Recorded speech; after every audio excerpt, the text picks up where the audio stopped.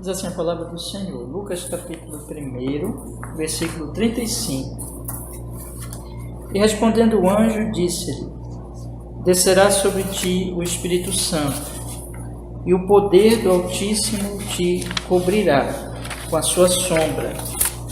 Por isso também o santo que de ti há de nascer será chamado Filho de Deus. Amém. Vamos orar, irmãos. Senhor nosso Deus, fale ao nosso coração, Senhor, através da sua palavra bendita, santa. Perdoa os nossos pecados que houver em nossa alma nesse momento, por Jesus.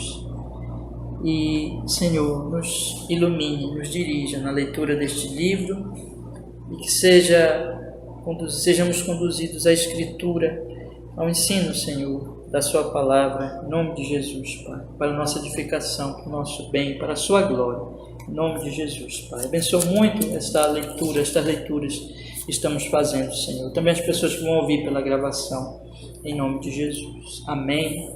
Para a sua glória oramos em Cristo. Amém. Irmãos, eu vou ler só o trechozinho final da folha, né, do trecho da semana passada, e nós vamos continuar lendo este capítulo que fala do Espírito Santo, né, na obra de nosso Senhor Jesus Cristo. Então, última partezinha lá diz assim, né? A concepção de Cristo, depois de Maria ter sido esposada por José, a concepção de Cristo ocorreu depois de Maria ter sido esposada por José. Há várias razões para isso. Pelo seu casamento com José, estavam protegidas a sua pureza e inocência. Deus providenciou José para cuidar dela e de seu filho na infância.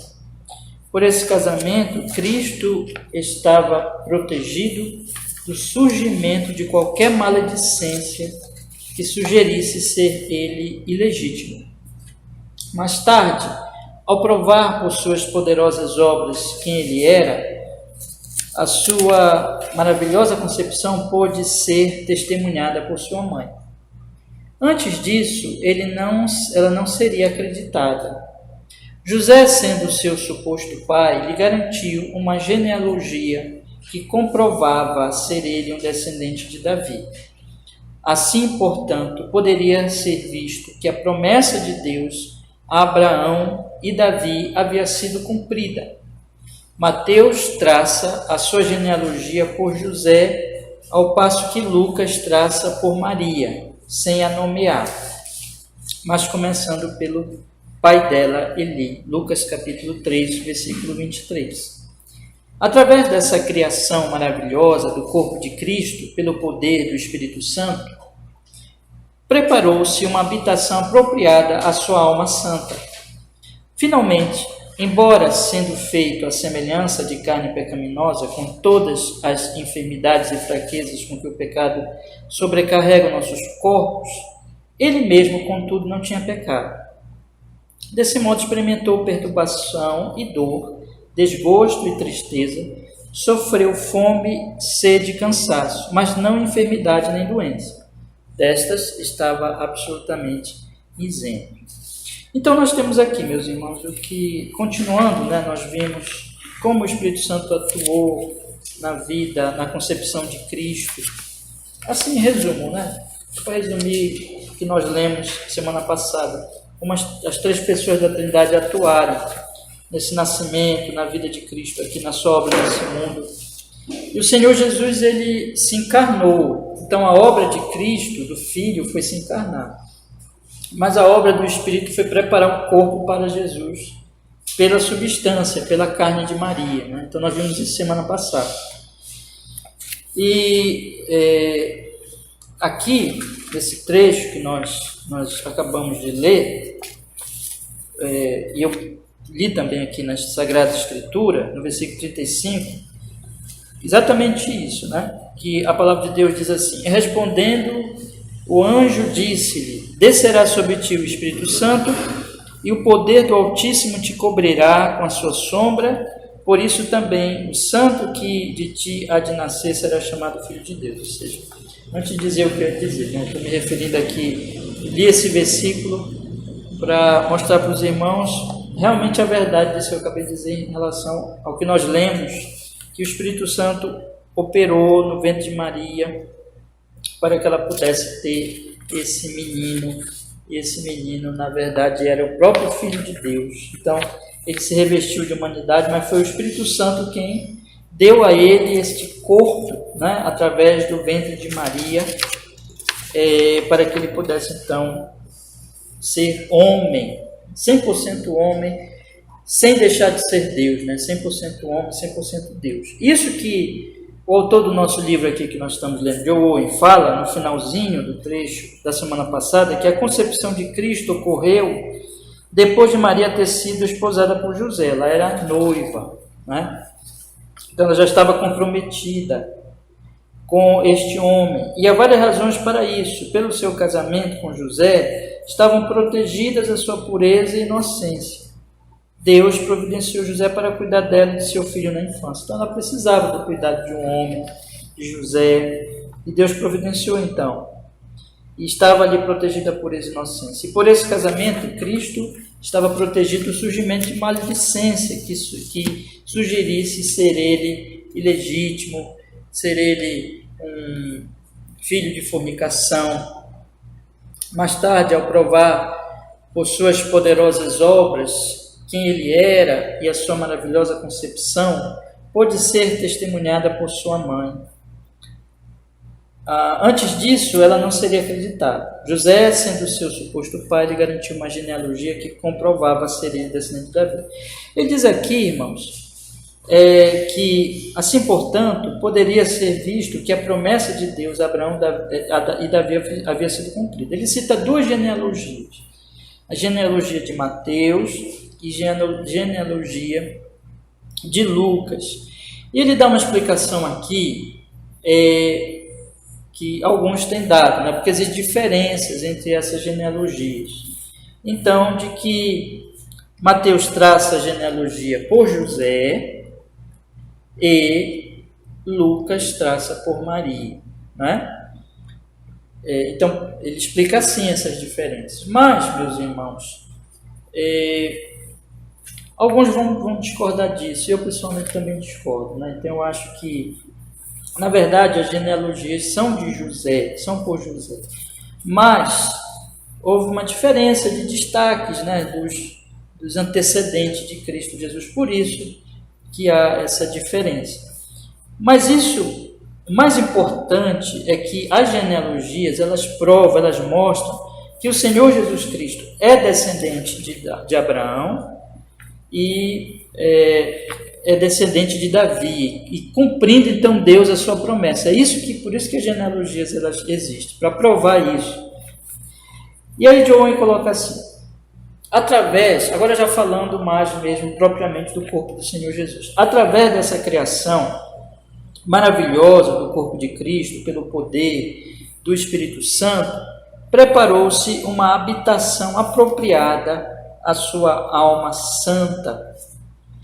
Finalmente, embora sendo feito à semelhança de carne pecaminosa, com todas as enfermidades e fraquezas com que o pecado sobrecarrega nossos corpos, ele mesmo, contudo, não tinha pecado. Então, o que aconteceu com o Senhor Jesus Cristo? Essa criação maravilhosa do corpo dele, no ventre de Maria, como diz aqui John Owen, era uma, vamos dizer assim, uma habitação apropriada para a alma santa dele, né? Então, foi um corpo santo e uma alma santa. Um corpo preparado pelo Espírito Santo, pelo poder do Espírito Santo, para se unir a uma alma santa, né? E, embora ele tenha feito a semelhança de carne pecaminosa, ele viveu nesse mundo tendo fome, tendo fraqueza, tendo debilidade, né? Certas debilidades, sofrendo dor, desgosto, tristeza. Como ele diz aqui, porque ele foi feito à semelhança de carne pecaminosa. Mas ele mesmo, irmãos, nunca pecou. Ele mesmo sempre foi santo. Ele assumiu, né? Ele foi o nosso substituto e assumiu as nossas fraquezas, nossas dores, e o nosso pecado e as consequências do nosso pecado. Mas ele próprio não tinha pecado.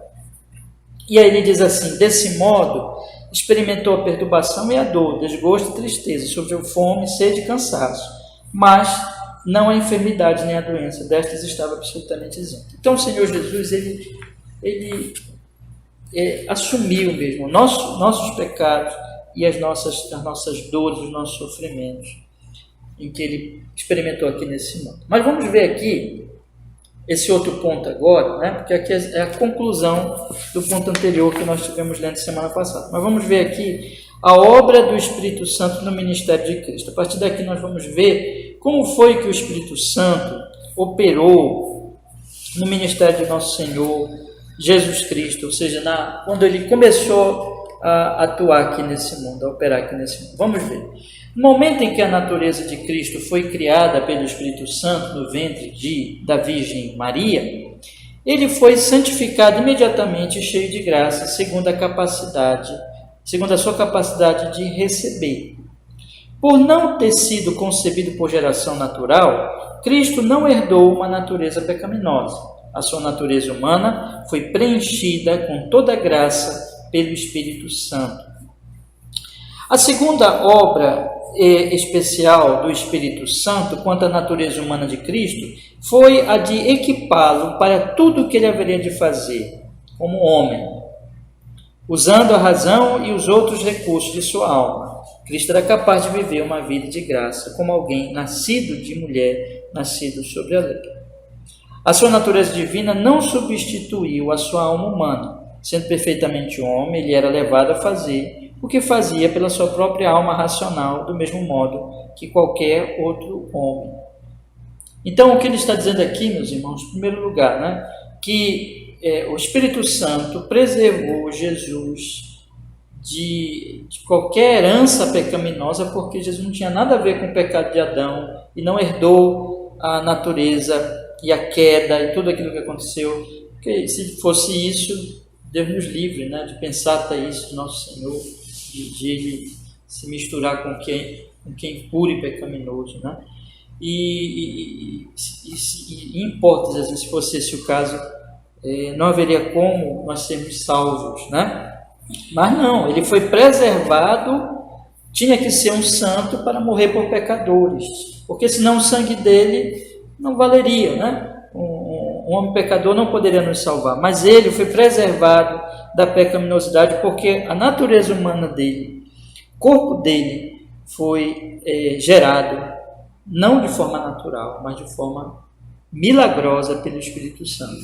Então esse é o primeiro ponto. A segunda coisa que ele diz aqui, irmãos, é que esta obra especial quanto à natureza humana de Cristo foi a de equipá-lo para tudo o que haveria de fazer como homem. Ou seja, Jesus não era um homem diferente de nós, no sentido da humanidade mesmo.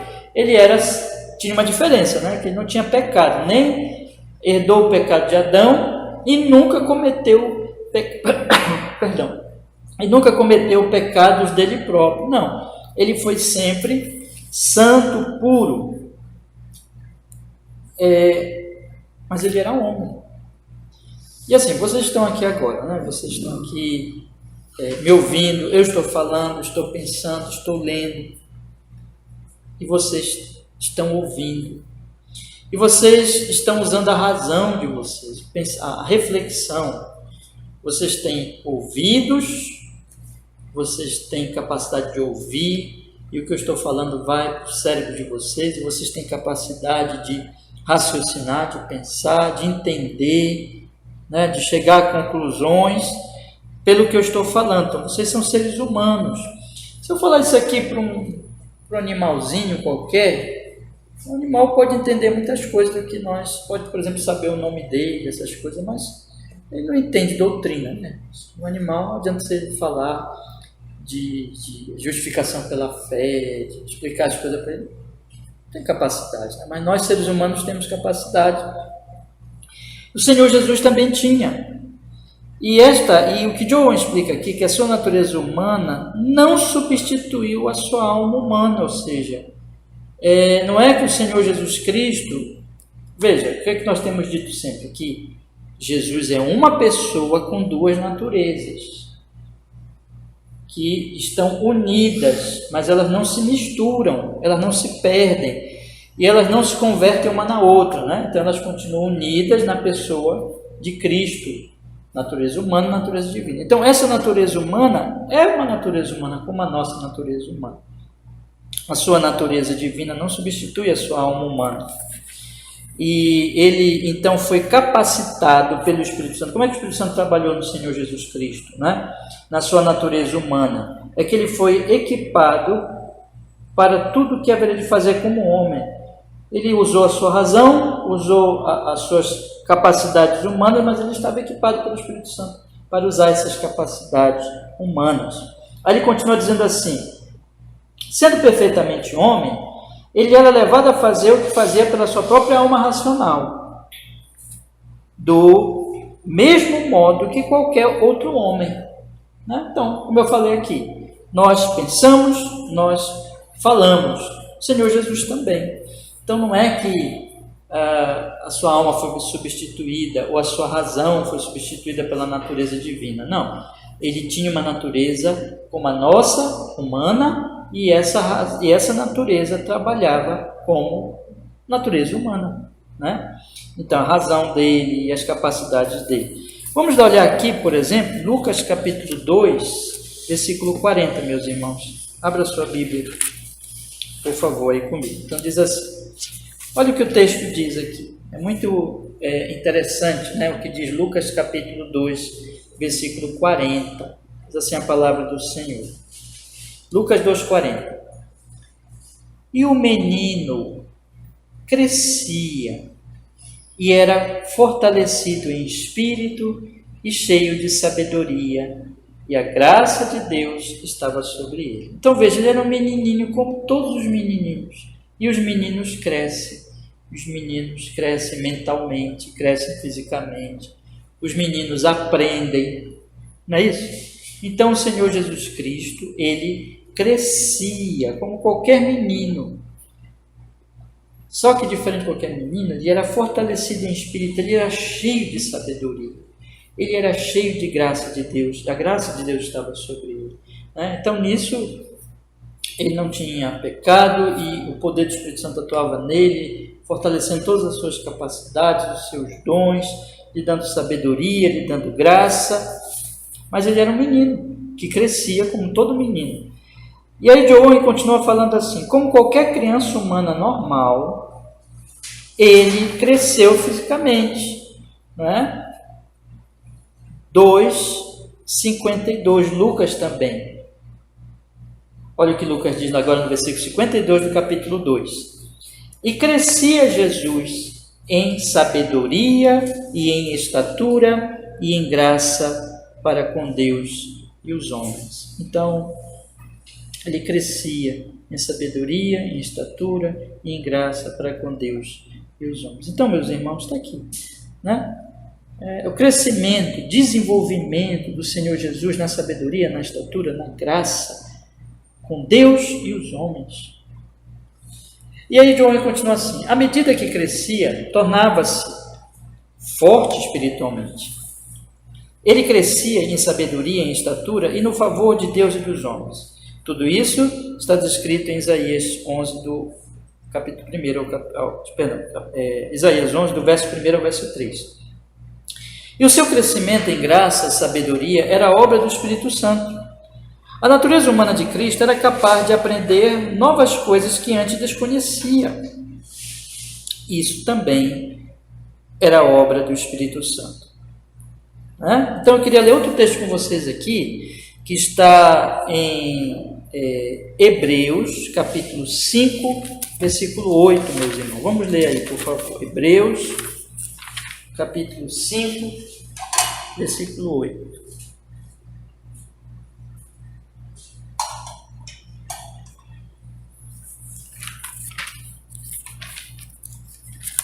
Hebreus, capítulo 5, versículo 8. Diz assim a palavra do Senhor: ainda que era filho, aprendeu a obediência por aquilo que padeceu. Jesus aprendia, né? Aprendeu a obediência por aquilo que padeceu. Então, ainda que ele era o filho de Deus, Deus, perfeitamente Deus, E Deus não precisa aprender nada, né?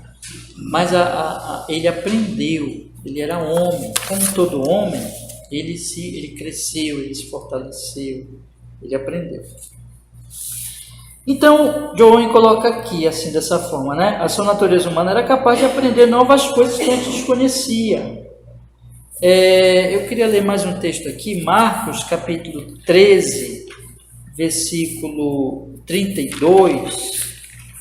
É bom também nós lemos esse versículo. Marcos, capítulo 13, versículo 32. O Senhor Jesus Cristo fala da sua volta nos seguintes termos. Marcos, capítulo 13, versículo 32. Mas daquele dia e hora ninguém sabe, nem os anjos que estão no céu, nem o Filho, senão o Pai. Evidentemente que o Senhor Jesus Cristo não está dizendo que ele é Deus, que ele não sabia, né? Mas ele está aqui se referindo, nós já estudamos isso aqui, à sua humanidade. Então ele, como John diz aqui, a sua natureza humana, a natureza humana de Cristo, ela era capaz de aprender novas coisas que a gente desconhecia. Então houve um momento que o homem Jesus não sabia a volta dele, né? Quando seria. Mas eu lembro lá em Apocalipse, eu já li aqui com vocês, que é a revelação de Jesus que Deus deu a ele, né? Está lá no início de Apocalipse. Então, ele tinha capacidade de aprender, ele era homem como nós, que aprendia, e que tinha o seu processo de aprendizado. E aí, John continua assim, dizendo assim, isso também era obra do Espírito Santo, para capacitar Cristo a cumprir perfeitamente os deveres que tinha a realizar sobre a terra, o Espírito Santo o ungiu de modo especial com dons e poderes extraordinários. Seu poder de rei, o qual usou moderadamente, pode ser visto ao convocar os discípulos a enviá-lo. Seus ofícios sacerdotais concentravam-se na sua morte, quando se entregou a si mesmo por nós como oferta e sacrifício a Deus. Os seus ofícios proféticos foram realizados ao longo de toda a sua vida e ministério. A capacitação do seu ser com os dons extraordinários do Espírito para realizar a sua obra profética foi revelada pelo batismo, quando recebeu o sinal visível da admissão no ofício de profeta da igreja, o que também testificou aos outros ser ele verdadeiramente chamado e designado por Deus para esta obra. Então nós temos aqui que o Espírito Santo, como João coloca, ele capacitou o Senhor Jesus Cristo, ungiu de modo especial com dons e poderes extraordinários. Então o poder dele de rei, de sacerdote e de profeta, né? Que ele recebeu. Ali João destaca, especialmente quando ele foi batizado por João Batista, irmãos. Eu queria ler com vocês também aqui Mateus capítulo 3, versículo 16 e 17. Vamos ler? Mateus capítulo 3.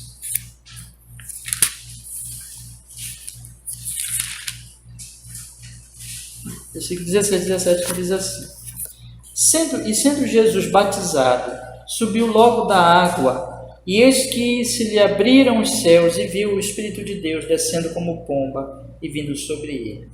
E eis que uma voz do céu dizia: Este é meu filho amado, em quem me compraste. Então ali ele foi, como diz aqui de Owen, ele foi admitido de forma visível ao ofício de profeta da igreja. Aí John continua assim, meus irmãos, ele iniciava agora o seu ministério público e entregou-se de todo o coração a essa obra. Antes ele só revelava ocasionalmente a presença de Deus em si, como lá em Lucas capítulo 2, 46 e 47. Eu vou só ler aqui, você não precisa abrir agora, mas só para nós confirmarmos aqui. No 46 diz assim: E aconteceu que, passados 3 dias, o acharam no templo assentado no meio dos doutores, né? Ele era um menino, né? ouvindo-os e interrogando-os, né? Veja aqui também que Jesus estava aprendendo, né? No versículo 47 diz: e todos os que ouviam se admiravam a sua inteligência e respostas, né? Então, aqui algumas vezes ele, antes do seu batismo, ele manifestava a revelação da presença de Deus nele, em si. Antes ele apenas se fortalecia em espírito, Lucas 2,40. No seu batismo ele foi cheio do Espírito, Lucas 4,1. Né? Eu vou ler aqui também. Vamos ler, irmãos, Lucas 4,1. Então, antes ele se fortalecia no Espírito, mas agora, a partir do seu batismo, ele foi cheio do Espírito. É isso que diz lá em Lucas, capítulo 4, versículo 1, que diz assim: e Jesus, cheio do Espírito Santo, voltou ao Jordão e foi levado pelo Espírito Santo, pelo Espírito, ao deserto. Então, continua aqui o autor do nosso livro, dizendo assim: no seu batismo ele foi cheio do Espírito Santo. Daí em diante, ele sempre foi cheio do Espírito Santo, pois Deus não lhe deu o Espírito por medida. E Cristo poderia dizer agora: o Senhor Deus me enviou a mim o seu Espírito. Isaías 48, versículo 16. Eu vou ler esses dois textos aqui, irmãos. João capítulo 3, versículo 34. Vamos ler também. João capítulo 3, versículo 34. Diz assim a palavra do Senhor: porque aquele que Deus enviou fala as palavras de Deus, pois não lhe dá o Espírito por medida. Ou seja, ele recebeu o Espírito sem medida. E em Isaías 48, versículo 16, todo o ministério de Jesus ele estava cheio do Espírito, o Espírito sem medida. E em Isaías capítulo 48, versículo 6, diz assim, irmãos, a Sagrada Escritura. Isaías 48, versículo 6. Já o tens ouvido, olha bem para tudo isto, porventura não anunciareis? Desde agora te faço ouvir coisas novas e ocultas, e que nunca conheceste. Né?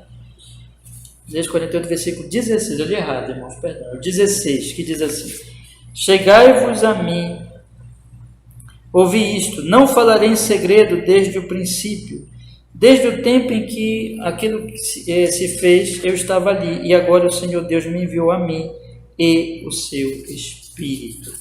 Então o Espírito Santo estava sempre com Jesus, e Jesus estava sempre cheio do Espírito, o Espírito estava captando toda a capacidade para o Senhor Jesus cumprir os seus ofícios, a sua missão como Deus homem aqui neste mundo. Então a sua humanidade foi fortalecida o tempo todo pelo Espírito Santo. Tá, meu irmão? Continua o nosso livro. Ele foi enviado tendo como respaldo a total autoridade de seu Pai, e cheio de todo o poder e dons do Espírito. Foi pelo Espírito Santo que Cristo pôde realizar as obras miraculosas que confirmaram e provaram o seu ministério. Em tudo isso, temos aqui vários textos, depois os irmãos podem ler. Em tudo isso, o Espírito Santo testificou que Jesus era o Filho de Deus. O Espírito Santo guiou, confortou, sustentou e fortaleceu a Cristo em seu ministério. Tentações, obediências e sofrimentos. Após o seu batismo, Cristo foi conduzido ao deserto pelo Espírito para ser tentado. Nós já lemos disso lá em Lucas 4:1. O Espírito Santo o levou para começar a sua luta e vitória sobre o diabo. Devemos esperar ser conduzido da mesma maneira se pregarmos o Evangelho. Então o Senhor Jesus, ele foi conduzido ao deserto para ser tentado pelo diabo. Ele, como Deus homem, como cabeça da nova raça, diferente de Adão, né, que foi derrotado pelo diabo no jardim de delícia, o Senhor Jesus vence o diabo, vence as tentações no deserto, porque ele estava o quê? Cheio do Espírito Santo. Né? Então, cheio do Espírito Santo, foi conduzido para ser tentado e vencer. Foi pelo Espírito Santo que Cristo triunfou sobre as tentações do diabo. Ele obteve vitória completa sobre o inimigo que tentara desviá-lo de sua obra. Cristo, então, retornou do lugar da tentação no poder do Espírito Santo para pregar o Evangelho. John até diz assim, né? Devemos esperar ser conduzidos da mesma maneira se pregamos o Evangelho. Senão vamos ser tentados também, mas nós vamos vencer pelo poder do Espírito Santo. Bom, mas o Espírito guiou, fortaleceu, confortou a Cristo em toda a sua vida. Depois disso, né, o Espírito Santo guiou, fortaleceu e confortou a Cristo em toda a sua vida, em todas as suas tentações, tribulações e sofrimentos, do primeiro ao último dia. Tudo, aliás, e sofrimento do primeiro ao último, né, primeiro ao último dia, do primeiro ao último sofrimento, né? Tudo que a natureza humana de Cristo recebeu da natureza divina também foi pelo Espírito Santo. Cristo ofereceu-se a si mesmo a Deus através do Espírito Santo. Vamos ler lá Hebreus 9,14. Veja, irmãos, o Espírito Santo estava capacitando, estava operando no Senhor Jesus Cristo em sua obra todo o tempo. Vamos ver aqui Hebreus 9,14.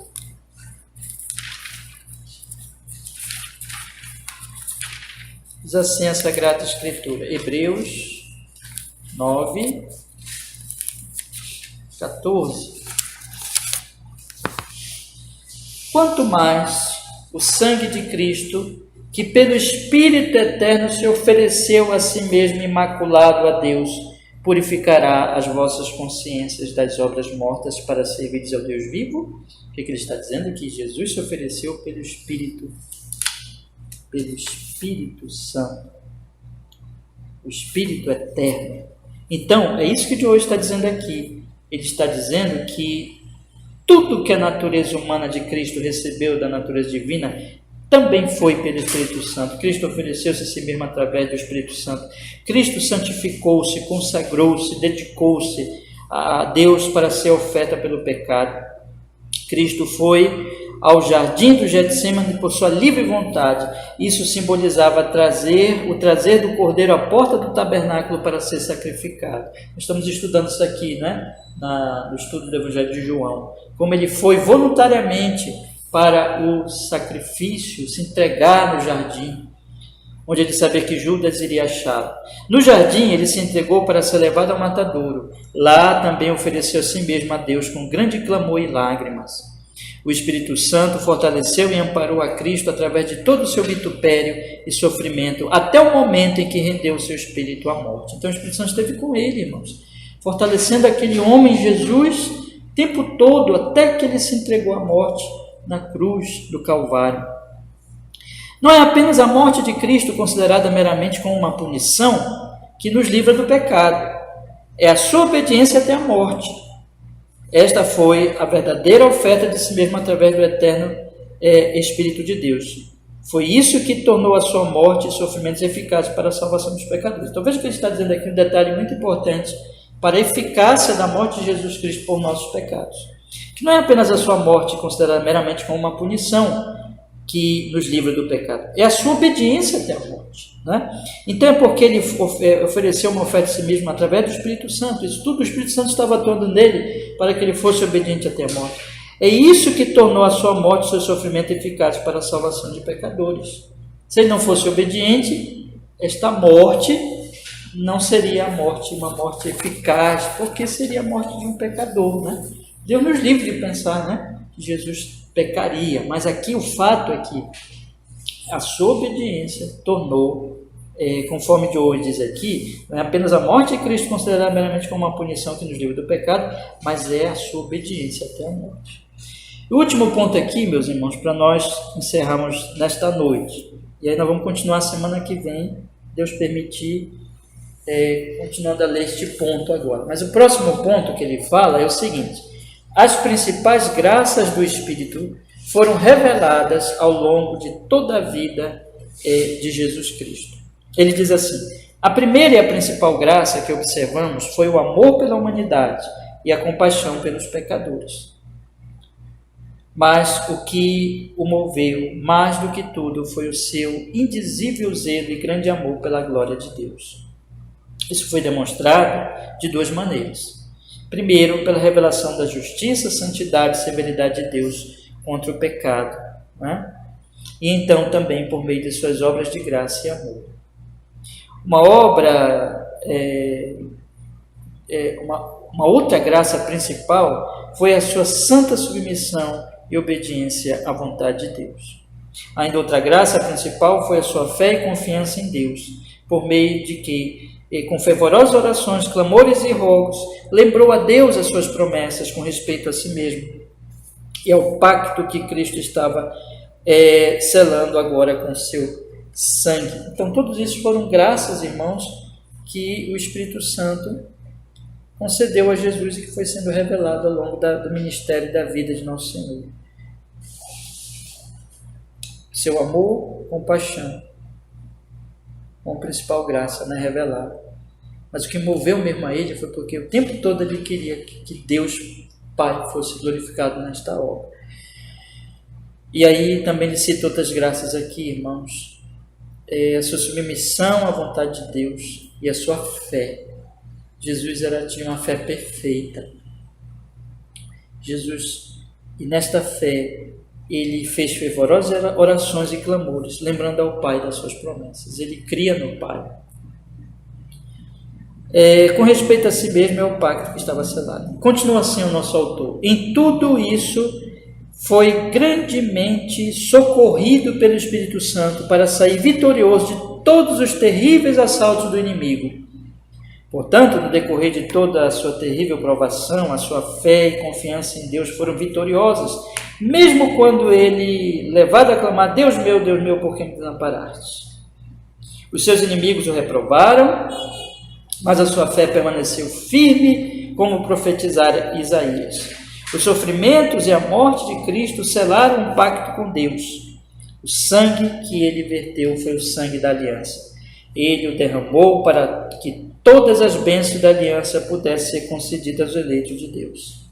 É necessário perceber 3 coisas na oferta de Cristo fez por si mesmo. A primeira é que Cristo ofereceu a si mesmo voluntariamente como remissão pelo pecado.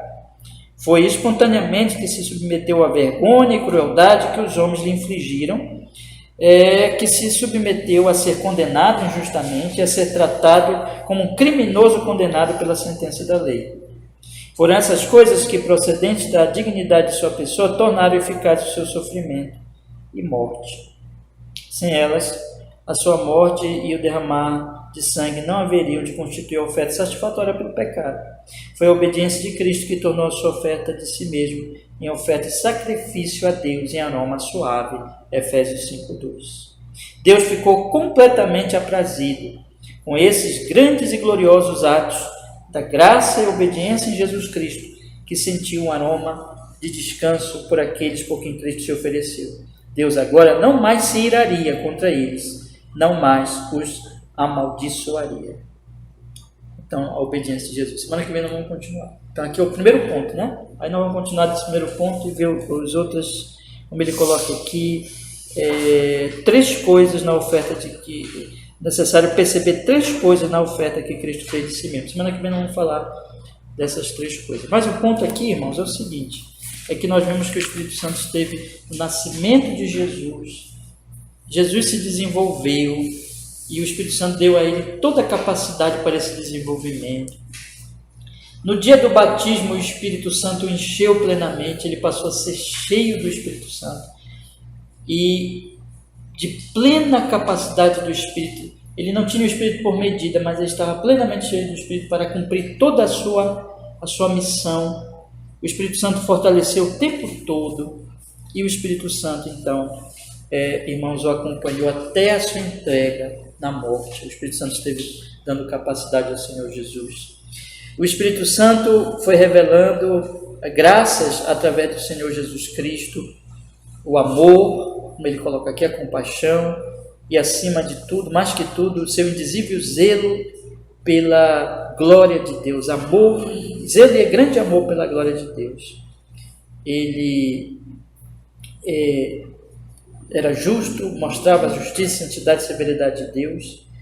Ele também, meus irmãos, mostrava o seu amor, obedecia ao Pai, e tinha fé, era pleno de fé e resistiu a todos os ataques do inimigo.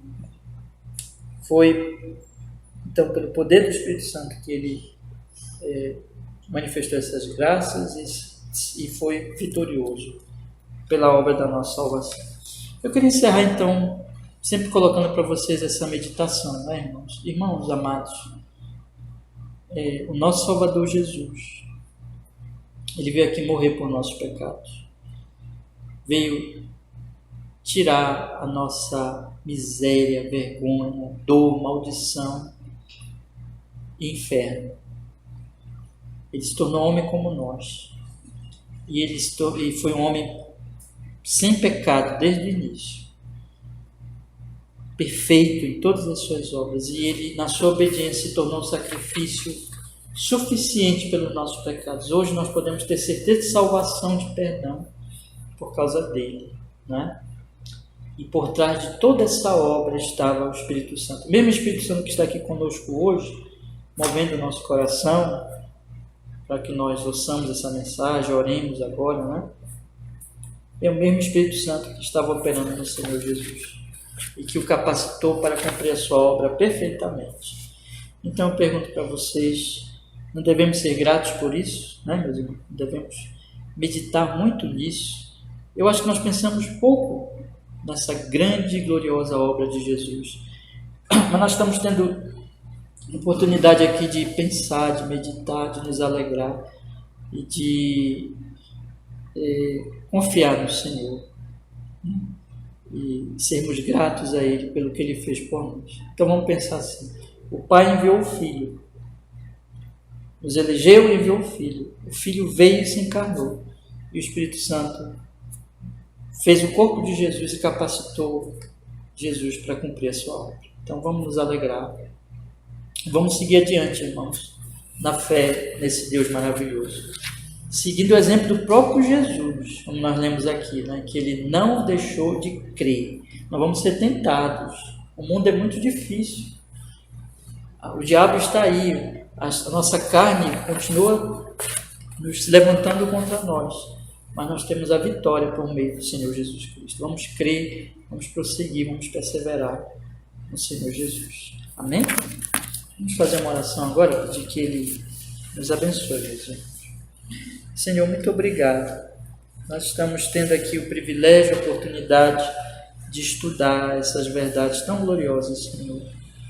Opera na nossa alma esses estudos simples, singelos, mas que o Senhor aplique na nossa alma essas verdades profundas, simples e profundas ao mesmo tempo, para que nós possamos, Senhor, ser edificados, fortalecidos e cheios de gratidão pela grande e maravilhosa obra que o Senhor fez no seu Filho Jesus Cristo. Nós oramos assim, Pai.